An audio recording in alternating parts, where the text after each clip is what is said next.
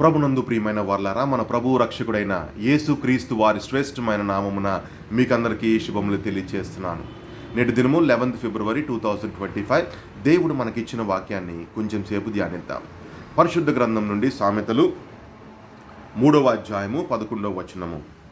నా కుమారుడా, యెహోవా శిక్షను తృణీకరింపవద్దు, ఆయన గద్దింపునకు విసుకవద్దు. తండ్రి తన ఇష్టుడైన కుమారుని గద్దించు రీతిగా యెహోవా తాను ప్రేమించు వారిని గద్దించును. దేవుడి వాక్యాన్ని దీవించునుగాక. గమనించండి ప్రియమైన వార్లారా, ఎవరైతే క్రీస్తు రక్తంలో కడగబడతారో, క్రీస్తుని రక్షకునిగా ఎంచుకుంటారో, అనగా మనల్ని ఆయన తండ్రిగా భావిస్తారు. కనుక మన నడతల్ని ఆయన ఎప్పటికప్పుడు సరిచేస్తూ మనకిచ్చే శిక్షణలో చిన్న చిన్న శిక్షలు అనేవి ఇస్తూ ఉంటారు. కానీ వాటి మీద విసుగు పడిపోవద్దు, గద్దించుకోవద్దు అని బైబిల్ సెలవిస్తూ ఉంది. లేదంటే తృణీకరించవద్దని కూడా బైబిల్ చెప్తా ఉంది. దేవుడు కొంతమందిని బైబిల్లో ఎన్నుకుంటాడండి.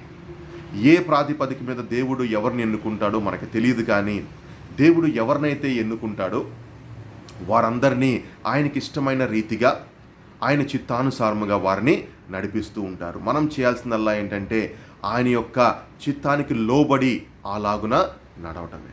చూడండి, మోషే గురించి కనుక ఆలోచన చేసినట్లయితే, మరి మోషే నిర్గమకాండము 2వ అధ్యాయంలో చూస్తే ఒక హెబ్రీయుడిని ఒక ఐగుప్తుడు కొడుతుంటే మోషే అది భరించలేక ఆ ఐగుప్తుడిని చంపేసి ఇసుకలో పాతి పెడతాడు.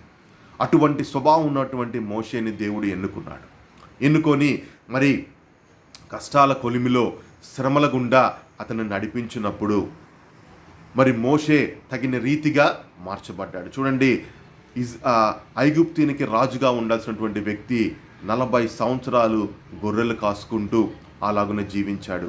నోటి మాట కూడా మందమైపోయింది.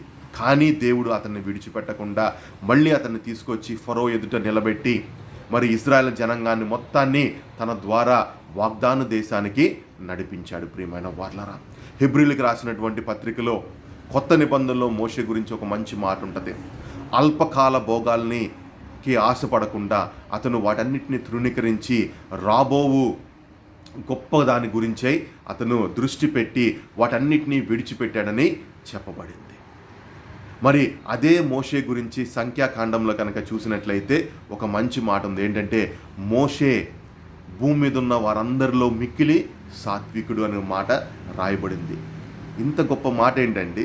అంత దూకుడు స్వభావం ఉన్నటువంటి మోషే సాత్వికుడు ఎలా అయ్యాడు? ఏదన్నా యూనివర్సిటీలో ట్రైనింగ్ పొందాడా? ఎక్కడి నుంచి అయినా PhD పొందాడా అంటే కాదండి.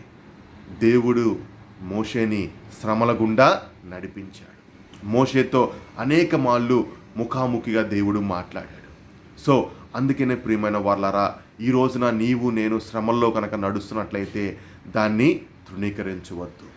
ఆయన యొక్క గద్దింపునకు విసుగుపడద్దు. ఎందుకంటే తండ్రి తన కుమారుణ్ణి ఇష్టపడిన రీతిగా, ఇష్టమైన కుమారుణ్ణి ఎలాగైతే ఒక మంచి మార్గంలో ఒక మంచి రీతిగా ఎలాగైతే చేయాలని ఆలోచన చేస్తున్నాడో, దేవుడు కూడా మనల్ని అలాగనే ఉంచాలని చూస్తున్నాడు. కనుక మనము ఖచ్చితంగా దేవుని చెప్పిన మార్గంలో నడుద్దాం. అందుకనే మోషే చివరిగా దేవుని నుంచి ఒక గొప్ప సాక్ష్యాన్ని పొందాడు. ఏంటంటే, ఇతడు నా ఇల్లంతటిలో నమ్మకమైనటువంటి వాడు.